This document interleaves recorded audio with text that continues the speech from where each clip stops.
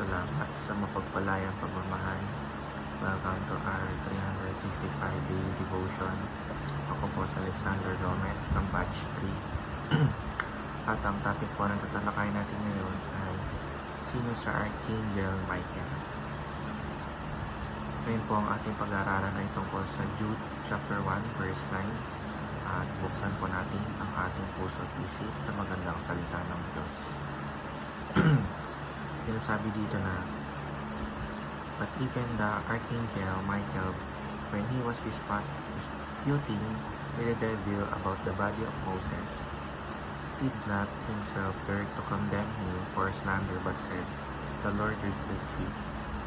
Or sa Tagalog, subalit si Miguel na Arkanghel ng may paglaban sa Diablo at nakipagtalo tungkol sa katawan ni Moises ay hindi nangangahas gumamit ng isang hatol na may pag-alipusta laban sa kanya, kundi sinabi, sabayin ka nawa ng Panginoon.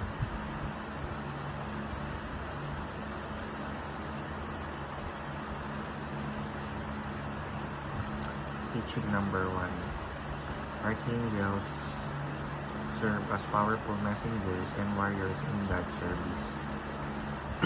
Ang mga arkanghel ayon sa Biblia ay mga espesyal na nilalang na nilikha ng Diyos upang iparating ang kanyang mensahe at gampanan ang mga mahalagang tungkulin. Teaching number 2. Archangels teach us the reality of spiritual warfare and the importance of prayer. Ang panalangin ay hindi lamang pakikipag-usap sa Diyos kundi isang makapangyarihang paraan upang makilahok sa kanyang gawain.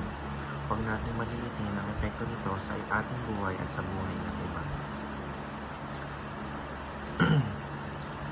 Teaching number 3. Archangels remind us of the supreme authority of Christ over all creation. Ang presensya at gawain ng mga arkanghel ay nagpapahayag na si Kristo ang may ganap na otoridad sa lahat ng bagay at sa langit at sa lupa. Application number 1. Beware of the reality of spiritual enemies targeting families, churches, and nations. Mahalagang kilalanin na ang mga hamon ay hindi lamang physical o emotional, kundi may spiritual din aspeto. Sa pamamagitan nito, tayo ay magiging masanda upang harapin ang mga tukso at pagsubok.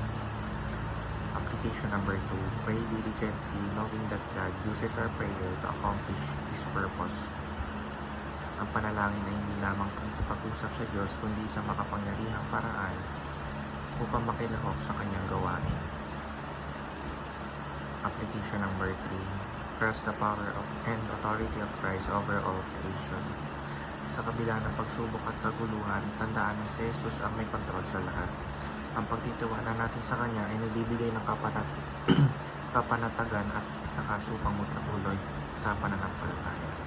Yun lamang po ang aking devotions. Maraming salamat.